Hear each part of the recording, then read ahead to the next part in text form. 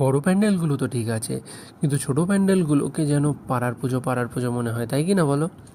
সেগুলোতে গেলে যেন মনে হয় যে হ্যাঁ, বাড়ি আসলাম, হোম কামিং টাইপ অফ একটা ফিলিং। কি তাই তো? আর বন্ধুরা সাথে থাকলে তো লেজটা একটু লম্বা হয়ে যায় ভাই, কিছু করার নেই। বাওয়ালটাও আনলিমিটেড হয় তুমি না চাইলেও। সেটা কিন্তু একটা আলাদাই মজা, তাই কি না বলো?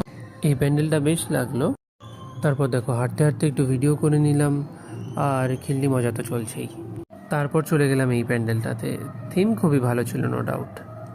মানে স্বল্প বাজেটে খুব সুন্দর একটা মেসেজ দিতে হবে। ঢুকেই দেখো যেমন দেখলাম একটা বুড়ো জমিদার একটা অল্প বয়সী মেয়েকে দেখতে এসে তাকে সে বিয়ে করে নিয়ে গেল। তারপর সেদিকে গিয়ে মানে একটা গ্রামের দৃশ্য, গ্রামের জমিদার টমিদার যা যা হয় ওইসব। তারপর দেখলাম একটা ধানের গোলা, তথাপি গ্রামের দৃশ্য। তারপরে গিয়ে দেখলাম যে একটা মানে সেই বুড়ো বরটা মারা গেছে, আর ওই অল্প বয়সী মেয়েটাকে শ্মশানে নিয়ে যাওয়া হচ্ছে, সেই বুড়ো বরটার সাথে জ্বালিয়ে দেওয়া হবে।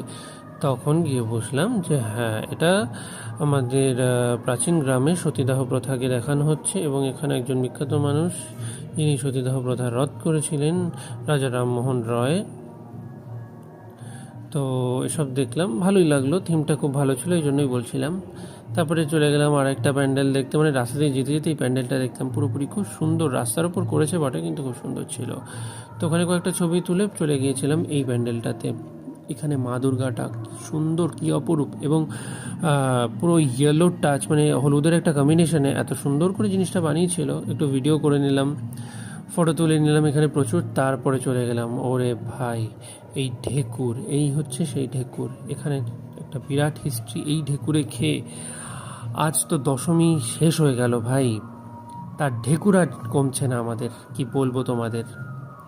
তারপর দেখো কি হয়, এর থেকে জঘন্য ভাই জীবনে আমি কোথাও খাইনি। মানে কোয়ান্টিটি তো খুবই কম, মানে একটা ছোট্ট বাচ্চা যতটুকু, মানে একটা ছোট্ট বাচ্চার ওইটুকু কোয়ান্টিটি খেয়ে তার পোষাবে না, সেটা তো একটা আলাদাই ব্যাপার। তারপরে কি প্রেফার করি না, একটু টেস্ট হবে খাওয়া দাওয়া, তাই না? তো ভাই, উফ, আর আমি আর কি বলবো, মানে we were disappointed like hell. তো যা যা দেখলে সেরকম অর্ডার দিয়ে দিলাম, কারোরই সেরকম দেখে মনে হচ্ছিল না যে হবে। খাবার অর্ডার দিয়ে 1 ঘন্টা, 1.5 ঘন্টা আমরা অপেক্ষা করেছি। তারপর খাবার আসলো কি না, এই পিতকি পিতকি। ভাই জীবনে যেও না। এবং এটা আছে নিউ ব্যারাকপুরে স্টেশনের খুবই নিয়ার বাই।